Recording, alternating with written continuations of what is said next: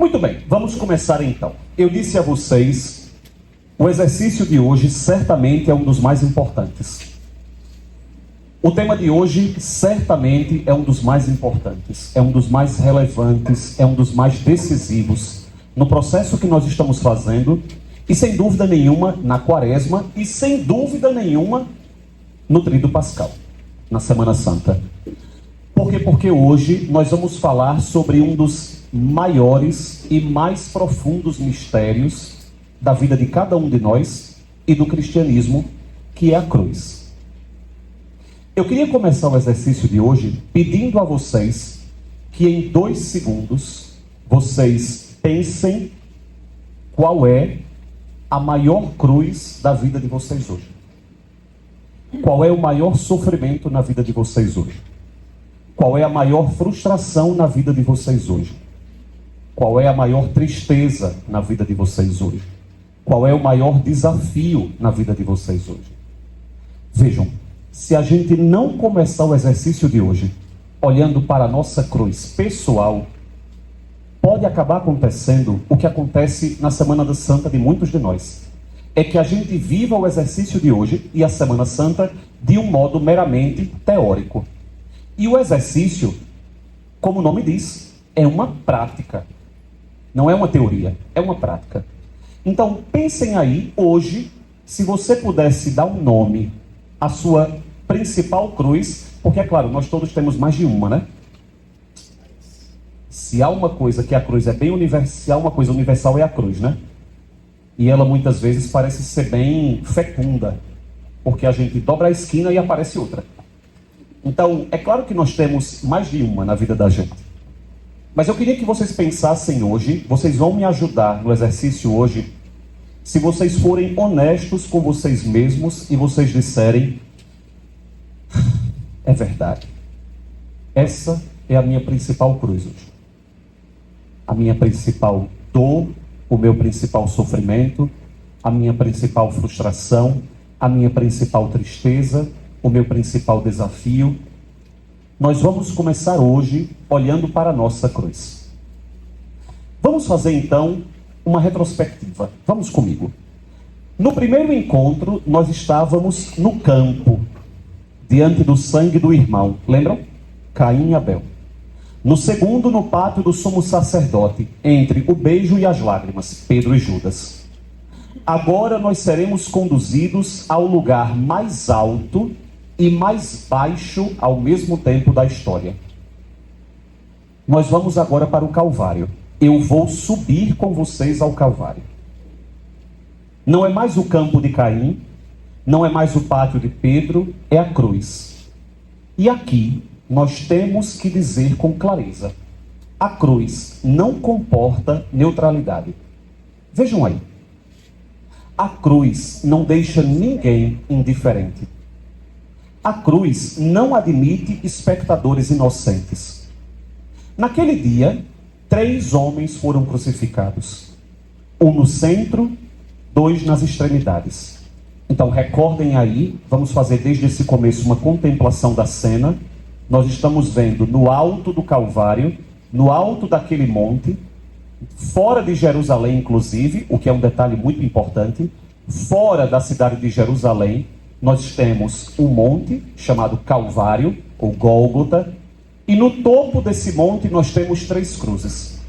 No centro foi crucificado Jesus, nós todos sabemos, e de cada lado foi crucificado um outro criminoso. 2 nas extremidades. A primeira coisa curiosa nesse relato, vejam aí, minha gente. Os 2 ladrões não têm nome no texto de Lucas. Se vocês procurarem Mateus, Marcos, Lucas e João, vocês vão perceber que nenhum dos 4 autores, nenhum dos 4 evangelistas dá nome a esse ladrão. Vejam, essa cena é muito importante, essa cena é muito relevante. Como é possível que nenhum dos 4 evangelistas tenham tido a noção, o cuidado de colocar o nome dessas 2 pessoas? Eles não dão nome. A tradição é que vai dar a gente o nome de Dimas ao bom ladrão e o nome de Gestas ao mau ladrão.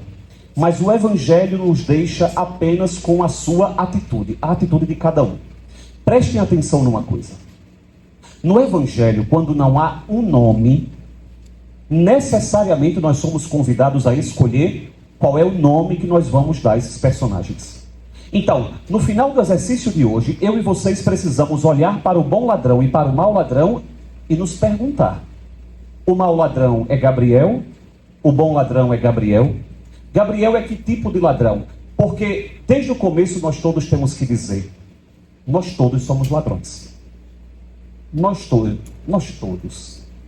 Todos nós que estamos aqui, nenhum de nós pode se dizer puro, nenhum de nós pode se dizer imaculado, nenhum de nós pode se dizer santo. Diante de Deus, nós todos somos criminosos. Por que nós somos criminosos? Porque nós pecamos. Porque nós realizamos o mal. É verdade, eu e vocês podemos dizer como São Paulo: eu queria fazer o bem, mas acabo fazendo o mal. Lembram disso? São Paulo diz isso de um modo que é impressionante. Todos nós já fizemos essa experiência. A experiência de querer fazer o bem e a gente, de modo atabalhoado, acaba fazendo o mal. Não é isso? A primeira coisa, então, que eu e vocês temos que reconhecer: vamos ser humildes. Vamos nos colocar no nosso lugar. E saber que nesse auditório nós temos uma penitenciária. Aqui é um presídio. Nós todos somos criminosos. Nós todos somos pecadores. O que cabe a gente no final do exercício de hoje é dizer que tipo de criminoso eu desejo ser. Que tipo de pecador eu quero ser. O que se reconcilia ou o que não se reconcilia. Mas todos nós vamos precisar dar um nome a esses ladrões. São dois homens, vejam aí. Dois culpados, dois condenados. Dois estão sofrendo a mesma pena. Dois estão diante do mesmo Cristo. E ainda assim, vejam que impressionante, nós temos dois caminhos. Nós sempre temos duas possibilidades. Nós sempre temos duas possibilidades. E agora, ao invés de nós ficarmos tristes diante do fato de nós sermos criminosos, nós podemos ficar esperançosos, porque nós temos duas possibilidades. Duas atitudes diante do fato de que nós somos, sim, pecadores. Ou nós podemos ter a atitude do mau ladrão, sim, é um ladrão. Ou nós podemos ter a atitude do bom ladrão. Sim, é um ladrão, mas que vai ser reconciliado. Ele vai se reconciliar. Nós temos dois caminhos no exercício de hoje. Por que isso é importante, minha gente? Porque o tema do exercício de hoje é o seguinte: nós temos dois modos de lidar com as nossas cruzes. Voltem a pensar na cruz de vocês. Eu vou dar a vocês hoje, nessa noite, dois modos de lidar com essa cruz de cada um de vocês. Eu vou apresentar para vocês hoje dois modos de lidar com esse sofrimento que vocês têm. Dois modos de lidar com essa frustração que vocês têm. Dois modos de lidar com essa tristeza, com essa mágoa, com essa dor que vocês têm. Existem dois modos de lidar com a cruz. O texto nos diz o seguinte: o primeiro dos malfeitores, qual era a reação dele? Vejam, ele diz: não és tu o Cristo? Salva-te a ti mesmo e a nós. Não és tu o Cristo? Nós temos dois ladrões. O primeiro ladrão olha para Jesus e diz: você não é o Cristo? Se você é o Cristo, salve-se a si mesmo e a nós. Não parece exatamente o que daqui a pouco um dos fariseus, um dos sumos sacerdotes vai dizer? O sumo sacerdote passa por Jesus e diz: se és realmente o Filho de Deus, desce da cruz e nós acreditaremos. Não foi exatamente o que o demônio disse nas tentações do deserto? Se tu és o Filho de Deus, lança-te daqui de cima e os anjos vão te resgatar. A sentença, a frase, parece crer em Deus, não é isso? Não és o Cristo, mas na verdade o que a gente vai ver é que no comportamento do primeiro ladrão, aparentemente há uma oração. Aparentemente há um reconhecimento de que Jesus é Deus, porque está chamando Jesus de Cristo. Mas nós vamos ver que não é verdade essa crença. Vejam aí, pode parecer uma oração. O primeiro ladrão diz: não és tu o Cristo? Salva-te a ti mesmo e a nós. Parece uma oração, mas não é. É uma acusação. Ele não pede salvação, prestem atenção. Ele não pede salvação, ele exige prova. Ele não pede misericórdia, ele pede um espetáculo. Mesmo pregado numa cruz, ele continua no centro de si mesmo. Vejam, salva-te a ti mesmo e a nós. Ele está vendo um jeito de se safar. Ele está vendo um jeito de ser livrado do sofrimento. Ele está pensando em si. Ao invés do sofrimento convertê-lo, o sofrimento está o tornando ainda mais duro. Quantos de nós, diante das nossas cruzes, ao invés de melhorarmos, pioramos? Não é verdade, minha gente? Pensem aí nas cruzes que vocês já viveram na vida de vocês. Não é verdade que muitas vezes, diante da cruz da gente, diante do sofrimento da gente, diante de uma frustração, diante de uma decepção, diante de uma dor, diante do que quer que seja, ao invés desse sofrimento nos melhorar, nos piora. Nos deixa mais duros, nos deixa mais ranzinzas, nos deixa mais mal-humorados, nos deixa mais deprimidos. A primeira atitude diante da cruz nossa, de cada um de nós, é de resistir a ela. Eu vou dizer de novo. De modo geral, o primeiro modo que todos nós lidamos com a cruz é de resistir à cruz. Nós não queremos a cruz. E é claro, atenção, existe aqui um sinal de sanidade, tá? Cuidado. Eu não estou dizendo que nós devemos sair daqui, pelo amor de Deus, deixa eu sofrer. Não, você precisa de um psiquiatra. É outra coisa, tá? Então, não significa que a gente deve sair daqui querendo sofrer. Não significa que Deus quer que a gente sofra. Mas, de modo geral, a nossa primeira atitude é, diante da cruz, nós resistimos a ela. Até porque, minha gente, vamos ser francos, pelo que eu estou vendo das caras aqui, todo mundo tem mais de 14 anos, né? Não é isso? Todo mundo aqui já tem tempo de vida suficiente para saber que você pode não querer, meu filho, mas ela vai chegar. Não é verdade? Você pode não querer, pode rezar, pode fazer promessa, pode pedir a Deus. Você pode ser puro e imaculado. Olha quem era puro e imaculado. Olha quem era pura e imaculada. Vocês acham que faltou cruz na vida de Jesus e de Nossa Senhora? Esse delírio que de umas décadas para cá, dentro de muitos cristianismos, dizem que sinal da presença de Deus é somente bênção e bênção, bens, é tudo, menos cristianismo. Se o sinal da presença de Deus é ter uma vida de sombra e água fresca, significa então que esse aqui não era filho de Deus. Porque olhem como ele terminou. Não é isso?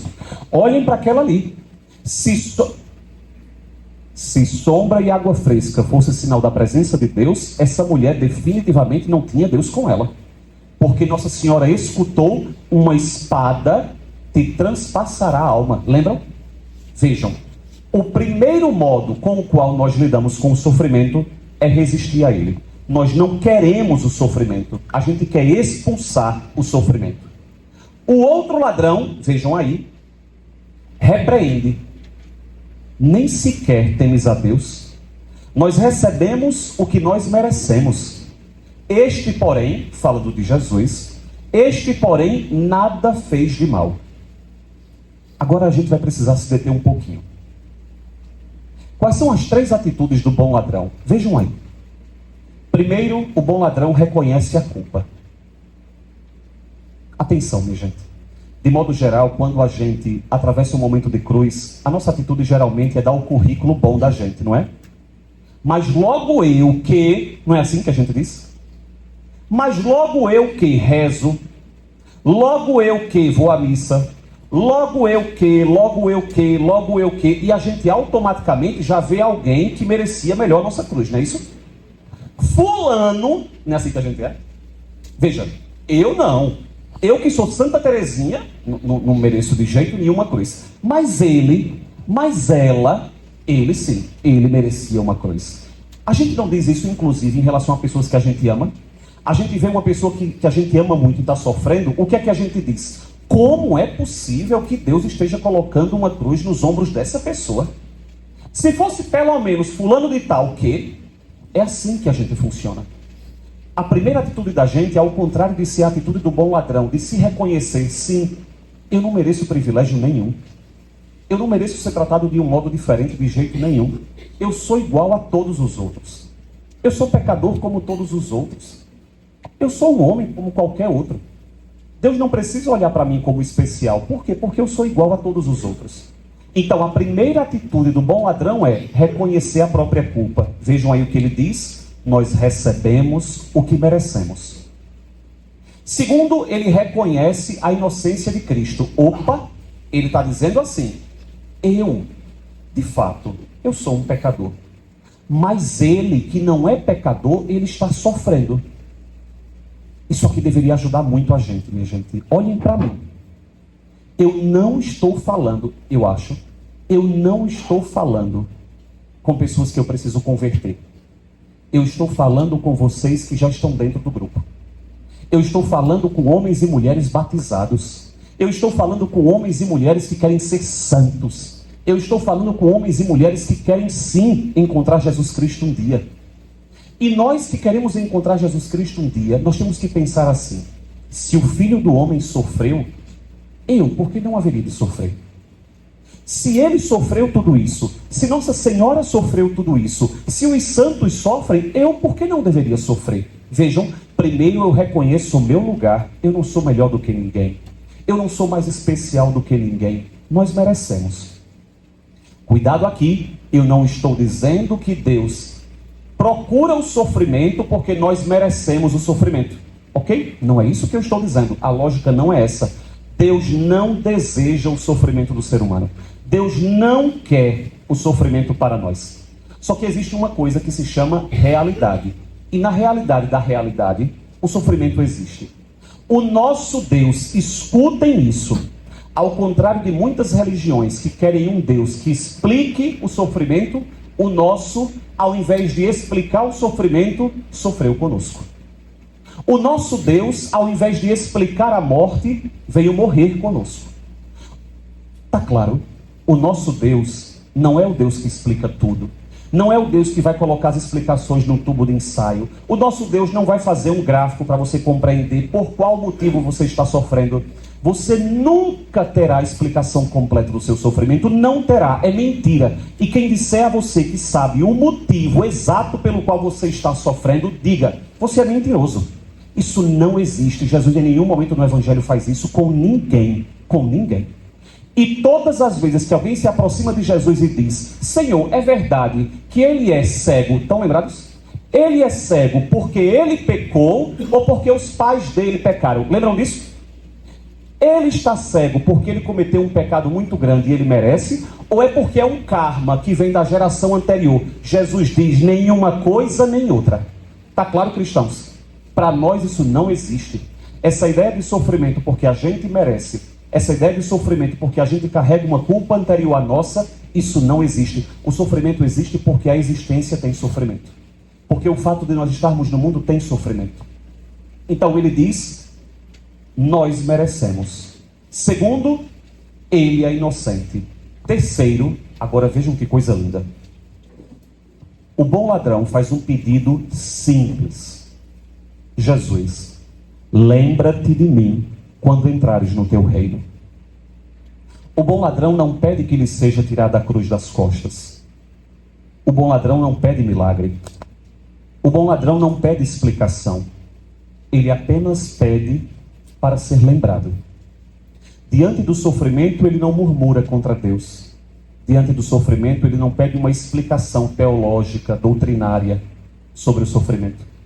Diante do sofrimento, o bom ladrão simplesmente diz, lembre de mim, fique comigo, me ajude.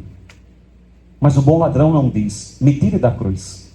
O bom ladrão não diz, me afaste do sofrimento. O bom ladrão diz, lembre-se de mim.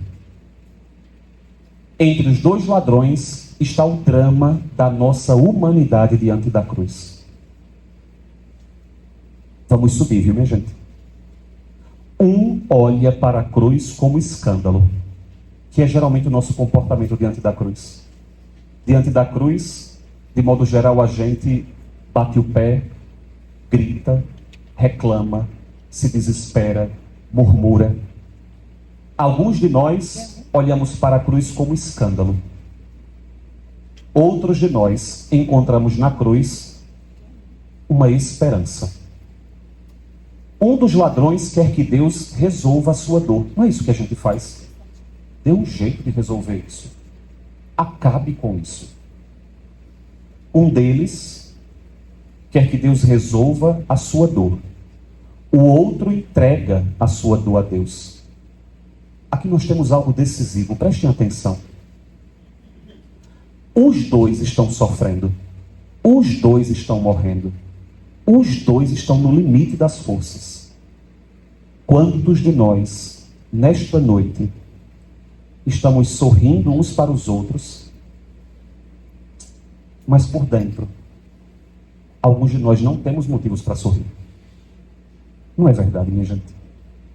A gente aprende criança a ser bem educado, e aí quando a gente aparece no auditório e alguém pergunta, tudo bem? O que é que a gente diz? Tudo.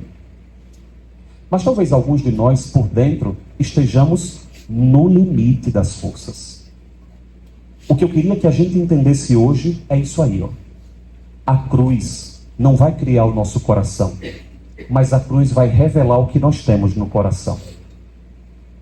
A espiritualidade da cruz, prestem atenção. Vamos subir. A espiritualidade da cruz é um dos pontos mais altos e profundos da fé cristã.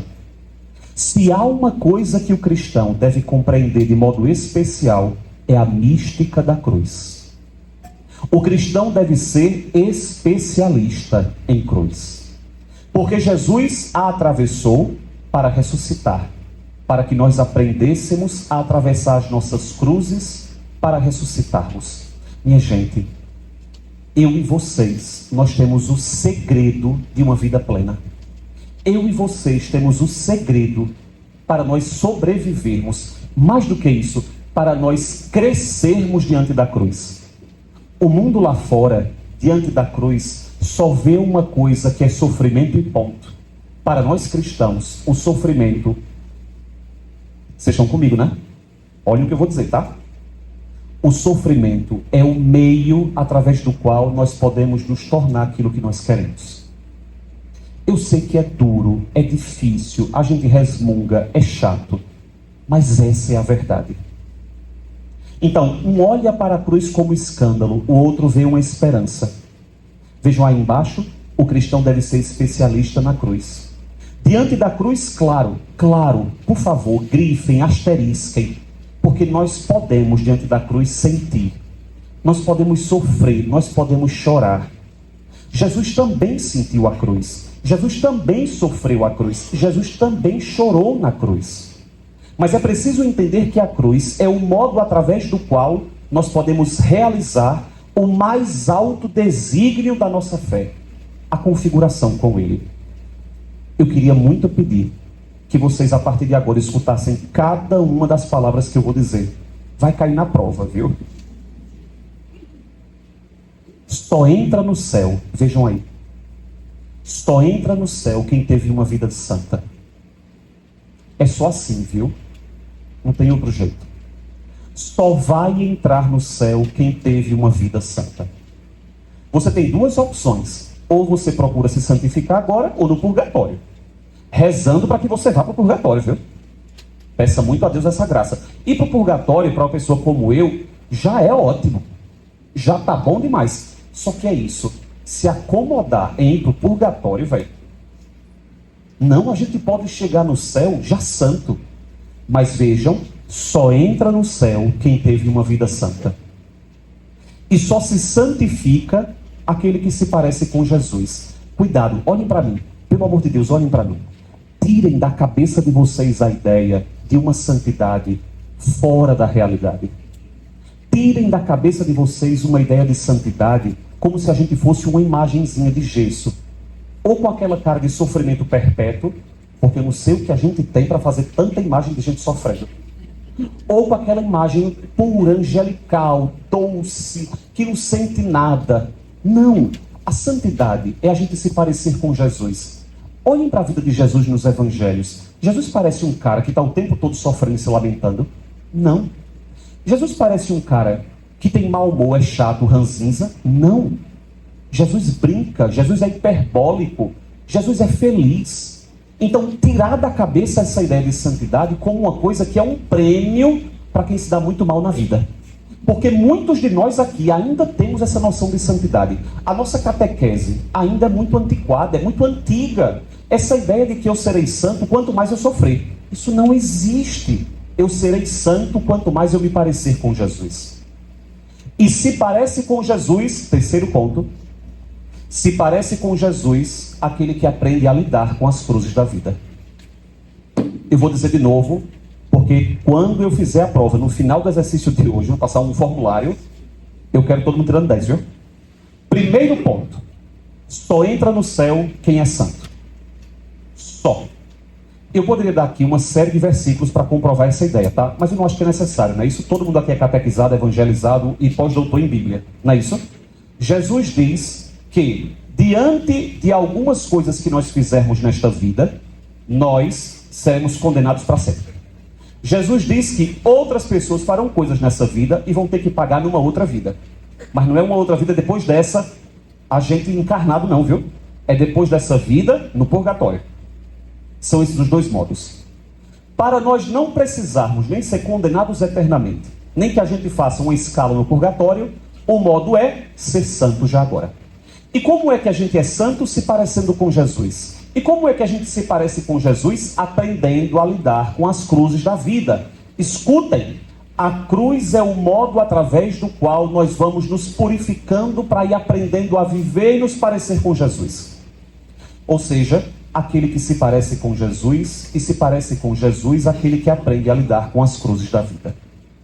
Diante da cruz, novamente, eu insisto, a gente pode sentir, a gente pode sofrer, a gente pode chorar. Mas a partir daí nós podemos lidar com a cruz de dois modos. Nós podemos nos rebelar contra a cruz, resistir a ela, amaldiçoá-la, e assim vamos nos tornando ranzinzas, amargos, deprimidos. Ou, por outro lado, diante da cruz nós podemos ver que ela é um instrumento. Atenção, ela não é uma finalidade na nossa vida. Cuidado, tá? Tem gente que é masoquista, que tem apego à cruz. Cruz não é para a gente ficar apegado nela. Cuidado com isso, ok? Cuidado. Jesus não foi para sexta-feira santa e ficou sexta, sábado, domingo, segunda, terça, quarta, abraçado na cruz. Não. Jesus passou pela cruz para ser ressuscitado, ok? Então nenhum de nós está autorizado a viver ou a disseminar uma espiritualidade cristã de apego à cruz. De ficar agarrado com a cruz, eu tenho que sofrer, eu tenho que sofrer, eu tenho que sofrer. Não, você precisa de um psiquiatra. Mas um remédio. Essa história da gente ficar apegado com a cruz, querendo sofrer, isso não é cristianismo. Jesus não nos quer tristes pelos cantos. Agora, é verdade, Jesus também não nos engana. Ele diz, tome a sua cruz de cada dia. Por quê? Porque a cada dia aparece uma cruz. Não é isso, minha gente. Todo mundo aqui tem mais de 12 anos de idade, como eu disse, sabe que a gente virou a esquina, tem uma cruz, a gente acordou, tem outra, a gente foi dormir, tem outra. Cruz, cruz, cruz, o tempo inteiro. Nós não podemos fugir disso. O que está nas nossas mãos é saber aprender a lidar com essas cruzes. Através do qual, ou seja, a cruz é o instrumento através do qual nós podemos aprofundar a nossa experiência de confiança, de fortaleza, de humildade, de solidariedade e de paz. Querem ver? Provavelmente todo mundo que está aqui conhece uma pessoa que sofreu muito na vida, mas você se aproxima dela e ao invés dela transbordar tristeza, ela transborda alegria. Não é verdade? Não tem pessoas assim, que parece que são maceradas na vida, parece que são trituradas em algumas fases da vida, e você se aproxima dela e essas pessoas transbordam paz. Você sabe que essa pessoa está sofrendo muito, mas você quer ficar perto dela porque ela transborda paz. Tem alguma coisa saindo de dentro dela que não pertence a ela.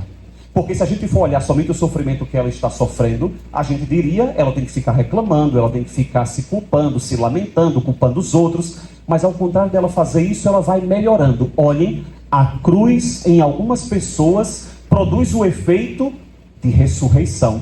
Isso é o cristianismo.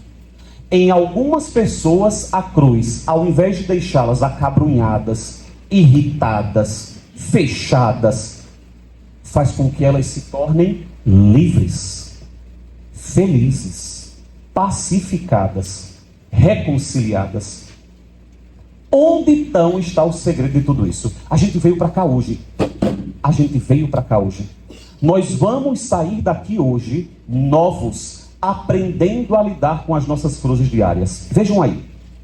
Onde está o segredo disso? O que distingue o bom do mau ladrão? O primeiro, o mau ladrão, apesar de chamar Jesus Cristo, Jesus de Cristo, ou seja, de ungido, de enviado, ele fala isso da boca para fora. Porque o seu coração não crê de verdade. Por que ele não crê de verdade? Porque ele exige provas. Deus tem que fazer o que eu quero, senão ele não é Deus. Porque ele exige ser tirado da cruz. Se Deus me amasse de verdade, ele não permitia isso. Não é assim que a gente pensa muitas vezes? Se Deus me ama, como é que ele está permitindo um negócio desse? Que tipo de amor é esse? A gente não diz isso. Que tipo de amor é esse que permite que eu sofra desse jeito? É a primeira atitude. É a do mau ladrão. O bom ladrão, ao contrário, ele vê Jesus. Atenção para o que eu vou dizer agora, tá? Ele vê Jesus. O bom ladrão, ele está consciente do seu drama. Ele sente o sofrimento atroz da cruz. Mas ele não está mais apegado a uma salvação aqui. Ele não está mais preocupado se será ou não tirado da cruz. Percebam, ele está olhando para o depois. O seu desejo é algo maior. E é por isso que ele pede: Jesus, lembra-te de mim quando entrares no teu reino. Eu não ia fazer isso não, mas eu vou fazer uma partilha com vocês. Quem é mais próximo a mim sabe que 2018 e 2019 eu estive muito doente. Muito doente. Para quem não me conhece, eu tenho uma doença há muitos anos. Desde que eu tenho 15 anos de idade. Eu tenho 23, está na cara, né? Mas... vamos rir um pouquinho, porque cruz deixa a gente com uma cara... Vocês estão com uma cara que eu vou te contar, viu? Uma cara de cruz que eu vou te contar. Era bom pegar essa câmera e mostrar o povo que eu tô vendo aqui, viu? Vamos rir. Eita, só que não, eu vou contar uma história que não é exatamente rir. Eu tive o diagnóstico da doença de Crohn com 15 anos de idade. Eu tenho 38 atualmente, portanto, eu estou lidando com ela há muito tempo. Então, eu já tive altos e baixos, coisas boas e coisas difíceis. 2018 e 2019 foram anos muito difíceis para mim. Muito difíceis. Eu passei muitos meses no hospital. Em 2018, na verdade, no final de 2017, eu estava indo com a Heloísa, minha irmã, para São Caetano, dia 22 de dezembro. Nunca esqueci, porque é o aniversário de casamento dos meus pais. E lá em casa, a gente comemora mais o aniversário de casamento de pai e mãe do que os aniversários da gente. Dia 22 de dezembro, a gente estava indo para São Caetano. Eu peguei a Heloísa, a gente estava indo, só que eu precisava fazer um exame na Unimed. Mas exame para mim e comprar pão na padaria é a mesma coisa. Então, vou passar ali no hospital, fazer um exame e tal. E a Heloísa comigo. Quando a gente chegou no exame, eu fiz o exame, né? Era alguma coisa de imagem da barriga. Já que a doença de Crohn é uma coisa no intestino. Eu fiz o exame, eu e a Heloísa, kkk, e pai e mãe e Maria Clara já mandando foto. Maria Clara, minha outra irmã. Maria Clara e meus pais mandando foto deles na piscina. Chegamos já, hashtag partiu, sextou, tô junto, amai-vos uns aos outros, enfim. Vamos lá, é hoje, tudo mais, sei o que das plantas e tal. E a gente nessa alegria, né? Eu lembro, inclusive, eu espero, não sei se Marcelo vai ver isso, que é um primo nosso. Eu, inclusive, nesse dia, eu vi Marcelo, que é um primo nosso médico lá na Unimed. E eu vi ele passando no corredor. Meu Deus, eu nunca disse isso a ninguém da minha família. Vamos saber agora todos os detalhes sórdidos. Quando eu vi Marcelo passando, eu pensei, rapaz, eu não vou nem querer que ele me veja. Porque se ele me ver, pode ser que ele queira saber mais coisas, eu quero ir embora logo. Ele vai querer investigar, deixa isso pra lá e tal. Então, toda vez que ele passava, Marcelo, eu quero muito bem a você, viu? Não era nada pessoal, viu? Era só um modo de ir logo para São Caetano que eu queria a festa. Até que eu e Eloísa estamos lá, rindo e felizes da vida, Marcelo vai se aproximando da gente com uma cara assustada. E eu, eita, meu Deus, meu plano deu errado. Aí ele, Gabriel, você tá aqui? Eu disse, tô aqui. Ele disse, você veio fazer o quê? Eu disse, um exame. Aí ele disse, eu sei. E como é que você sabe? Eu tô com um resultado. Ô Marcelo, diga logo que a gente tá indo para São Caetano. Aí ele disse, não vai não. Você não vai para São Caetano não. E eu, por quê, pai? Eu estou esperando a gente. Você tá com uma coleção. Eu achei ótimo. Uma coleção vai ser de selos, uma coleção de dinheiro, de qualquer coisa, né? Você tá com uma coleção e vai ter que fazer uma intervenção agora. Aí ele me explicou, e para a gente simplificar a história, eu estava com uma infecção muito grave, né? Tava minha barriga cheia de pus, uma coisa bem ruim. Na prática, um dia antes, eu tinha tido muito calafrio, mas não tinha dito a ninguém, porque eu vou ficar bem.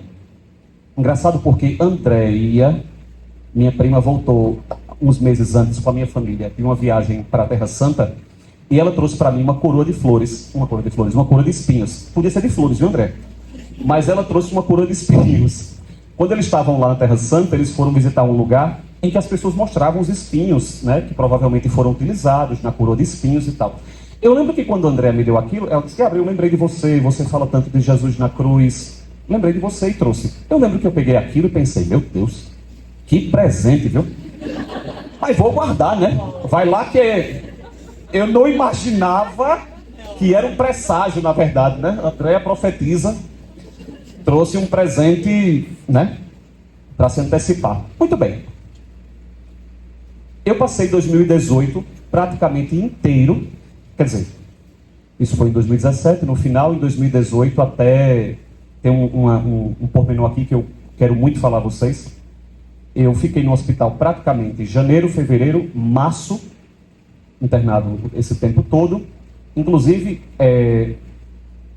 poucos dias antes, eu saí do hospital do meu aniversário. Naquele ano especificamente, 1º de abril, dia do meu aniversário, era Páscoa, domingo de Páscoa. Aquilo para mim foi muito simbólico, muito relevante. Eu então, em 2018, eu não acho que eu sofri na minha vida mais do que naquele ano.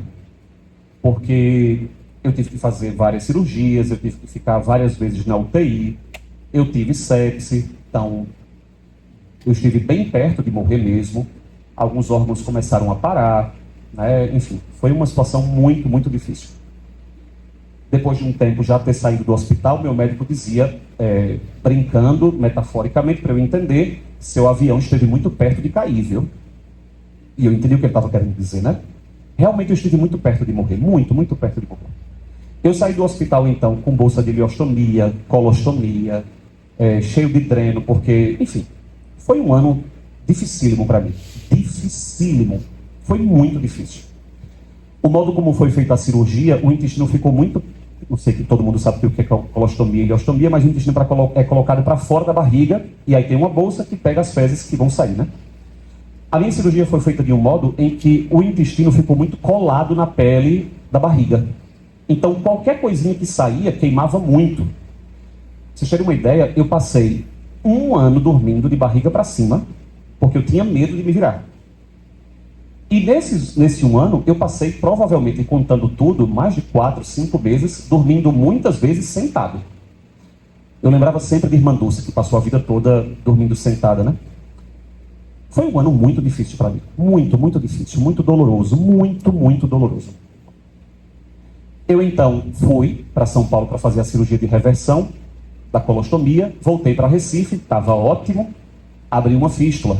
Eu precisei voltar para o hospital. Fiquei vários meses internado no hospital. Novamente tive mais de uma infecção. Fiquei muito mal novamente. Eu vou partilhar uma coisa com vocês. 2018, certamente, eu devo ter sido uma das pessoas mais tristes desse mundo. Porque eu estava o tempo inteiro resistindo à cruz. Mas eu vou dizer uma coisa a vocês. Às vezes, eu lembro de mim em 2019 e eu tenho saudade. Eu tenho muita saudade do ano de 2019. Certamente foi um dos anos mais bonitos da minha vida, em que eu experimentava uma alegria muito, muito, muito profunda. Eu lembro muitas vezes das minhas irmãs, de pai e mãe, me levarem. Eu estava com sonda para me alimentar. Eu passei 4 meses sem comer, sem beber água e tal, só me alimentando por sonda, isso já em casa. E eu lembro de muitas vezes eles irem me levar na cama, porque ia eu e a minha cruz, né? Quando Jesus disse, tome a sua cruz e me siga, eu dizia, homem, realmente era uma cruz que eu levava o tempo todo. E eu lembro de muitas vezes eles me colocando na cama, e eu chorava. E eles, preocupados se alguma coisa estivesse incomodando, doendo, eles perguntavam, o que é? E eu disse, eu estou muito feliz. Eu lembro que Maria Clara, minha outra irmã, dizia, criatura, tu não está vendo tua situação não, é? Mas eu realmente estava muito feliz, muito feliz. E quando eu penso hoje, qual foi a diferença de Gabriel em 2018 e em 2019? Em 2018, eu fui um mau ladrão. Eu estava o tempo inteiro resistindo à cruz. Em 2019, eu aprendi a ser o bom ladrão. A partir do seguinte momento. Se servir para vocês, pensem, tá? Eu lembro de estar no quarto, em 2019, muito, muito mal. E quais eram as minhas preocupações? Que eu acho que é de muitos de vocês aqui. Minha preocupação era, eu vou ficar bom? Eu vou voltar a trabalhar? Eu vou voltar para a comunidade? Será que essa fístula vai fechar? Será que? Porque a gente não é assim diante da cruz? E se? Será que? E eu lembro de, numa determinada tarde, lá no hospital, ter a nítida certeza que Deus falava comigo. Gabriel, você ainda não entendeu que se trata de mim e de você? A questão não é se você vai ficar bom ou não vai ficar bom. Se você vai ter saúde ou não vai ter saúde. Se você vai voltar a trabalhar ou não vai voltar a trabalhar. Você ainda não aprendeu que se trata de mim e de você. E que tudo isso que está acontecendo na sua vida é um meio para que você vá se parecendo mais comigo. Para que eu e você nos tornemos mais íntimos um do outro. Por que você não deixa de lado essa preocupação de ficar isso ou aquilo e você simplesmente se lança nessa cruz? Ao invés de você resistir a ela, brigar contra ela, abrace ela. E você vai perceber que você vai ficar ressuscitado. E é verdade. Eu digo a vocês, essa foi a minha experiência. Nós temos 2 modos de lidar com a cruz. Dizia Padre Pio, quanto mais eu resisto à cruz, mais ela me esmaga. Quanto mais eu abraço a cruz, mais ela me liberta. A pergunta que eu e vocês temos que nos fazer é a seguinte: nós queremos nos parecer com Jesus? A gente quer se tornar próximo dele?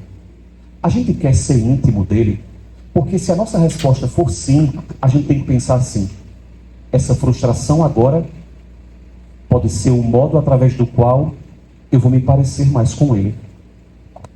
Esse sofrimento agora é o modo através do qual eu vou me tornar mais íntimo dele.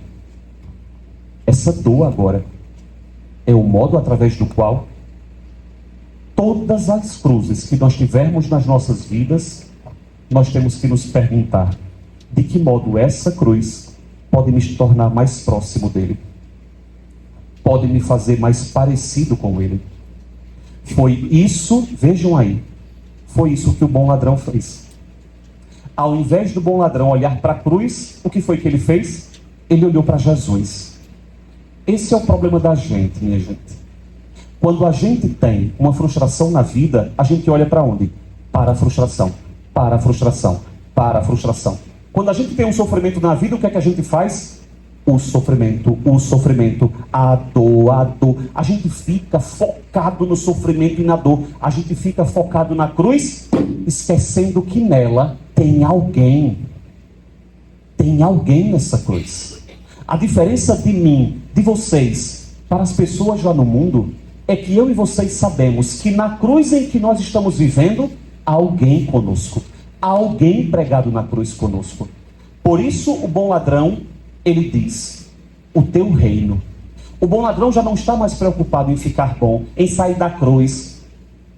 O bom ladrão não está mais preocupado. Se me tirarem da cruz agora, vai ficar uma cicatriz? Não. O bom ladrão não está mais preocupado com as coisas aqui. Ele está preocupado com o reino. É o reino. É Ele. É Ele que eu quero. Jesus está desfigurado. Jesus está ensanguentado. Jesus está aparentemente derrotado. E ainda assim, vejam que coisa impressionante. Dimas está falando num reino. Quantas pessoas nós conhecemos estão num momento de grande sofrimento? A gente se aproxima delas e elas estão falando em alegria, em esperança, em amor. Eu sempre me lembro de Dom Helder dizendo isso. Quantas vezes eu vou visitar o meu povo nas periferias e eles cantam: o Senhor é meu pastor, nada me faltará. Eu olho ao redor e está faltando tudo. Mas os pobres não são assim. Os pobres não são desse jeito. Está faltando tudo, mas a gente chega na casa deles e eles dizem: Deus seja louvado. Louvado por quê, criatura? Louvado por quê? Por quê? Porque Deus está comigo. A gente entra na casa das pessoas mais simples, mais humildes, e elas louvam a Deus. E elas se alegram em Deus. E elas bendizem as coisas de Deus.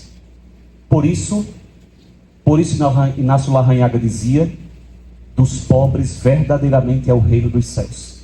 Porque somente os pobres, na hora do sofrimento, sabem louvar a Deus. Eu e vocês precisamos aprender a ser pobres. Que não significa necessariamente pobres financeiramente. Pode ser também, mas não necessariamente. Jesus diz: bem-aventurados os pobres em espírito. Você pode ser presidente da República, você pode ser ministro do STF, você pode ser um grande empresário, você pode ter R$1 milhão e ainda assim ter um coração pobre, ser humilde. O que significa ser como os pobres? Significa louvar e bendizer a Deus, mesmo nos momentos da fragilidade, mesmo nos momentos de sofrimento e de perda, porque os pobres estão olhando para Deus, eles estão olhando para Deus. Poucos estão vendo um rei, todos estão olhando um fracassado, poucos estão vendo a salvação. E a resposta de Jesus é imediata. Vejam que coisa linda: hoje estarás comigo no paraíso. Hoje, não amanhã, não depois de anos de purificação, não após uma vida de boas obras, não, hoje. Todas as vezes que eu e vocês estivermos diante de um sofrimento, lembremos: hoje eu estou no paraíso com Ele. No meio do sofrimento, hoje eu estou com Ele. No meio da dor, hoje eu estou com Ele. Quanto maior for o vale da sombra da morte, quanto maior for a mansão dos mortos que eu esteja vivendo, mais eu posso dizer: hoje eu estou no reino dos céus. A conversão, minha gente, não precisa de muito tempo. Ela precisa da verdade. A Quaresma nos conduz exatamente a este ponto. O que é que eu e vocês fazemos com a cruz? Nós podemos murmurar como o povo no deserto. Estão lembrados do povo do deserto? O povo do deserto era escravo no Egito. Deus tira o povo da escravidão. E o povo começa a reclamar com o quê? Ah, mas lá pelo menos a gente tinha cebola para comer. Criatura, tu agora é livre. Tu agora é livre. E tu está preocupado em comer cebola? Mas muitos de nós somos assim, como o povo do deserto. A gente vive murmurando. Nós podemos endurecer como o mau ladrão, ou nós podemos reconhecer nossa condição e confiar como bom ladrão.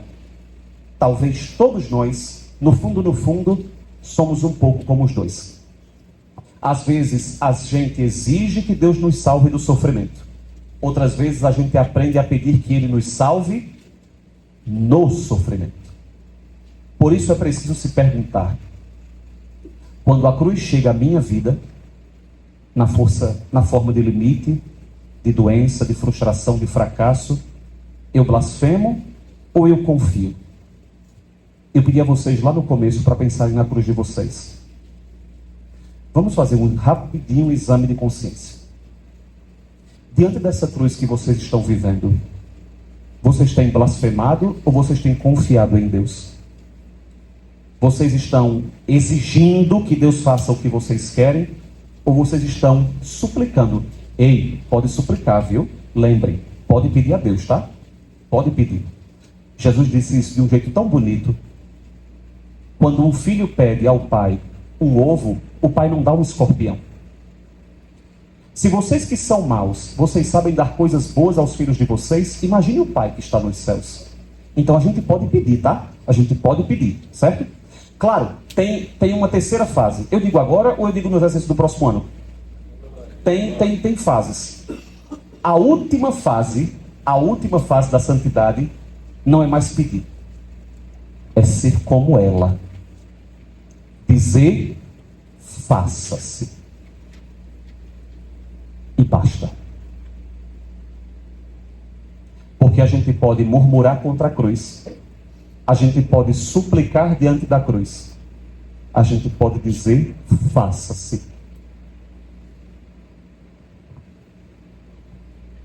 Espero que um dia a gente chegue lá. Eu exijo ou eu suplico? Eu me fecho ou eu me entrego? Entre os dois ladrões, a humanidade inteira está representada. E sabem o que é mais impressionante, minha gente? Vejam aí. É que o bom ladrão, no final da história, ele não vai descer da cruz. Não fica dentro da gente, até o finalzinho dessa história, a expectativa de, eita, ele mostrou uma grande fé, Jesus vai dizer, então... A gente não fica um pouco assim, né? Como Jesus fez com outras pessoas, estão lembrados? As pessoas chegam, reclamam, Jesus dá uma cortada na pessoa, mas a pessoa pede de novo, aí Jesus... então tá bom. Não é assim? Estão lembrados da Cananeia? A Cananeia vai pedir a Jesus. O que é que Jesus diz? Não fica bom, não é bom que a gente dê a comida dos filhos aos cachorrinhos. Lembram? Jesus com sua suavidade, né? Pense numa pessoa suave. Ou a gente hoje, que chora por qualquer coisinha. A mulher cananeia vai pedir ajuda a Jesus. Aí Jesus diz, você é cananeia, eu sou judeu. Não é bom que a gente tire as coisas dos filhos e dê aos cães. Aí a mulher diz, mas até os cães podem se alimentar das migalhas. Aí Jesus diz, mulher... E eu quando contemplo essa cena, eu adoro contemplar assim, inclusive. Ele tipo, mulher... Eu estava crente que estava arrasando e vou sair arrasado.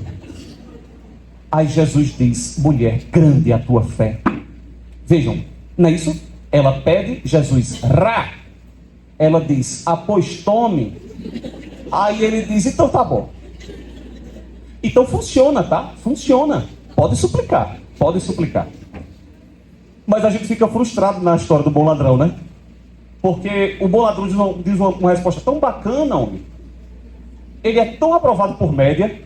Jesus podia dizer, então, vingar-te leviosa, pirili pim pim, desça da cruz. Não. Ele vai terminar a história. Ei, escute.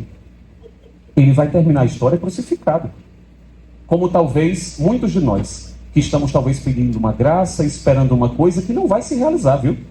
Não vai. E Deus tem o direito de não realizar o que a gente quer. Ele morre ali, mas ele morre reconciliado. Ele morre com o reino dele. Ele morre olhando para Cristo. Talvez a verdadeira vitória não seja escapar da cruz, mas passar por ela, ou até mesmo morrer nela, unido a Jesus. Esse é o terceiro passo do nosso itinerário.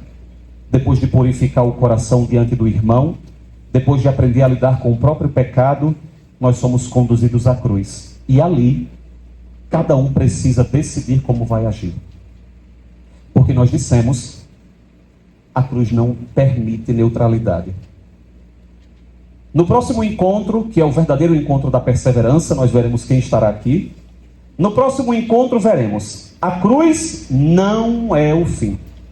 Há uma nova humanidade nascendo. Entre Adão e Cristo, há o mundo inteiro sendo recriado. Mas antes disso, nós precisamos responder hoje, e agora na adoração, qual é o ladrão que tem habitado em mim? Que coração eu quero ter diante das minhas cruzes? Para aprofundar então, quando eu enfrento o sofrimento ou a frustração, qual é a minha reação? É de exigir de Deus ou de confiar nele? Eu reconheço minha própria culpa diante de Deus ou eu me justifico continuamente?